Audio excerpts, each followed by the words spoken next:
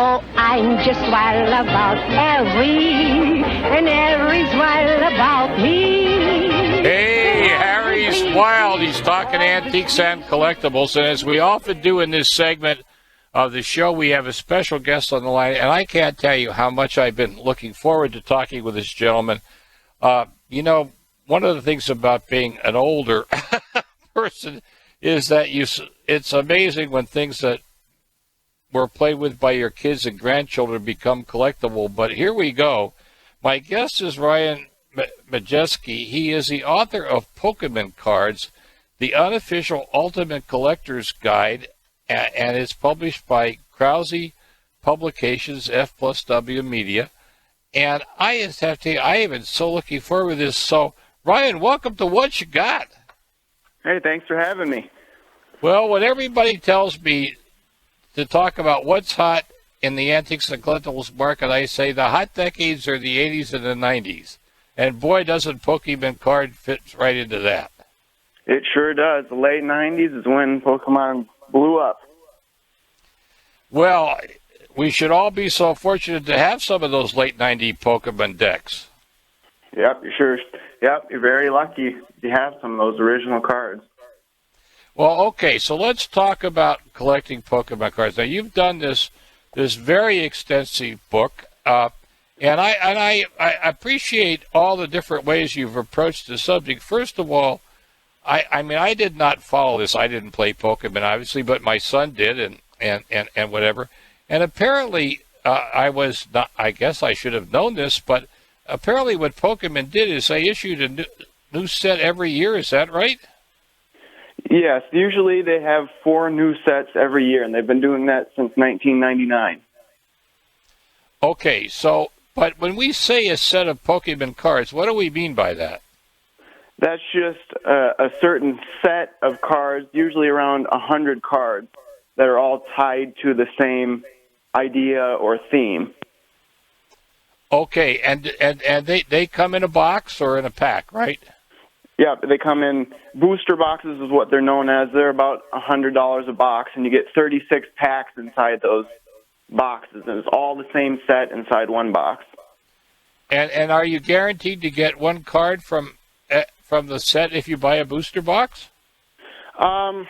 Usually you'll get, I would say, 80 to 90% of the cards in a specific set when you buy a booster box, but you're usually going to have to buy a couple to complete the entire set. Okay, now let me stay with this here for a minute. Okay, so these cards, I mean, in your book, these cards have individual prices, right? Yes, that's correct. And so obviously, do the makers of these sets do what some of the baseball card sets do, where they produce fewer of some cards, or they produce an equal number of every card?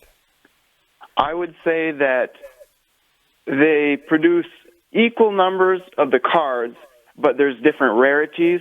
So I guess in that way, they probably do make less copies of cards that are harder to pull.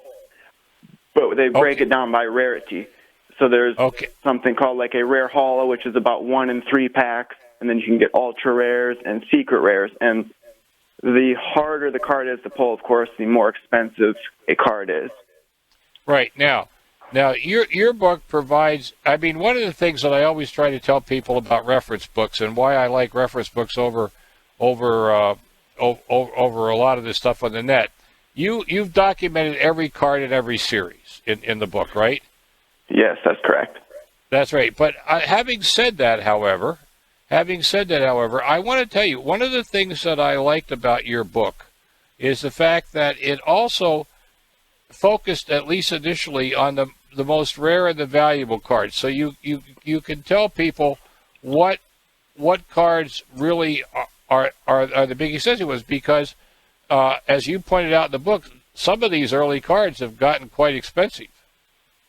Yes, that's correct. And I tried to make my book sort of geared towards those just getting into collecting Pokemon cards, and maybe some people that collect when they're younger, just so they could quick go into the book and quickly find if a card they have is worth a fair amount or not.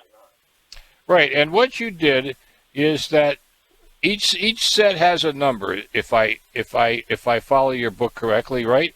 And then That's correct. you put the number of the card within the series, right? Which that information appears on the card, correct? Yes. Okay. So now, when you get to this level, but the kids still play with this stuff. Yep. They sure do. Yep, absolutely. Now, you have you've kind of carved a niche out for you in this special collecting category. You do YouTube videos. Tell us something about your YouTube video series and how people can see them. Okay, my YouTube channel is called PrimetimePokemon. I've been making videos on YouTube since 2008, so it'll be 10 full years this coming November. But I just do opening videos, so any new products that are released, I open up those products on my channel so viewers can see all the newest products out there. And just like my book, in my videos, I try to be as informational as possible. So really, if you have any additional questions outside of my book, you can find answers to pretty much any question you may have through my videos. Now, okay, so give us the name of your videos again. Primetime Pokemon. Okay, Primetime Pokemon. Now, if you go up to YouTube, are all 9 years worth of your videos archived up there? Yes. Okay, and you do one a week, or how often do you do them? I post new videos every single day. Haven't missed a day in several years. Yeah, wait a minute. How long are these things? I mean, are we talking about a lifetime just to go through the 9 years worth of stuff? Oh, it would take a while. I think I have over 3,000 videos, but they range in time from a few minutes to 15, 20 minutes apiece. Okay, now, the people that are collecting this stuff, I assume are largely the people that have played with it and whatever.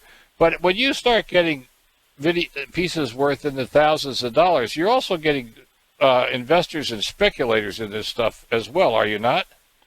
You are correct. And I think in the last couple of years, prices for some of the older cards have taken off a lot. I think it's people like myself. I'm 30 years old, where they collected when they were 10, 11, 12, and now they have some money to go out and invest in their childhood. So they're starting to increase the demand of all these older cards, which is driving up prices. But now let's talk about one of the things that you talk about in your book, and that's graded cards. You know, you talk about cards are graded, right?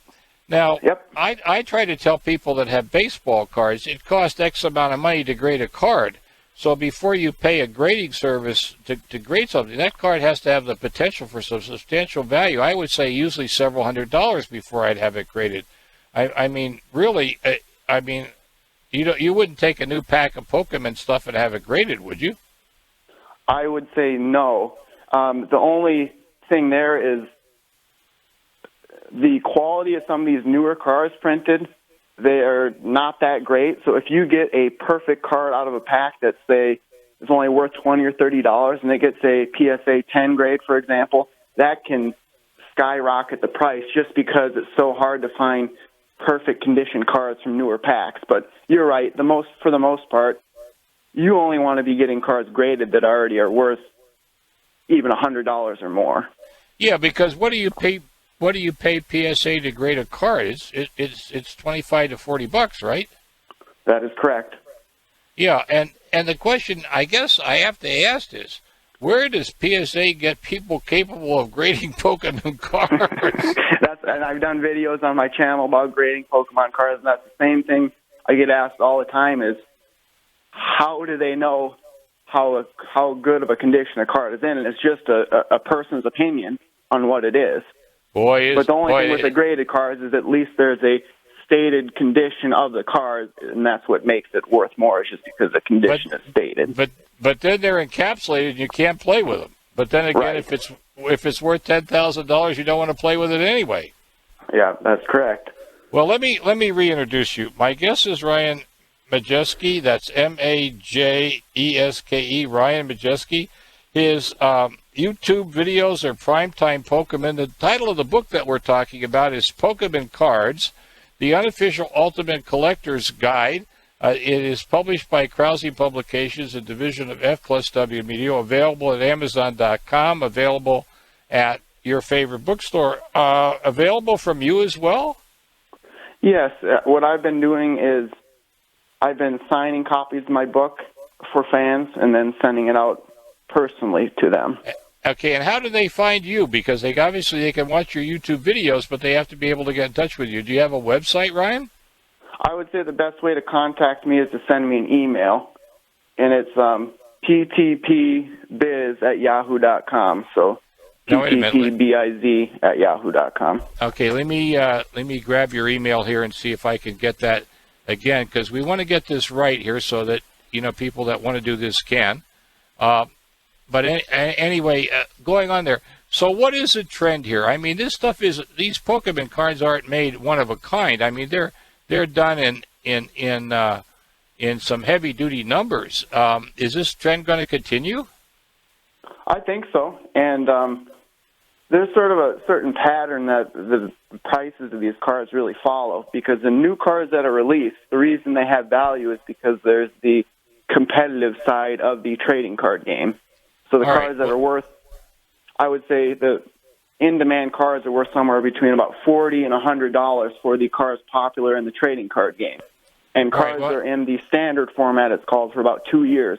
So during that 2 years, there's some very valuable cards that are new. And then after that, it usually takes 5+ years for cards to start increasing in value. Well, Ryan, we have to say goodbye. This interview has gone way too fast. I want to thank you so much. I will give your email address out when we come back as well. Ryan, thank you so much for being my guest here on What You Got. Hey, thanks for having me.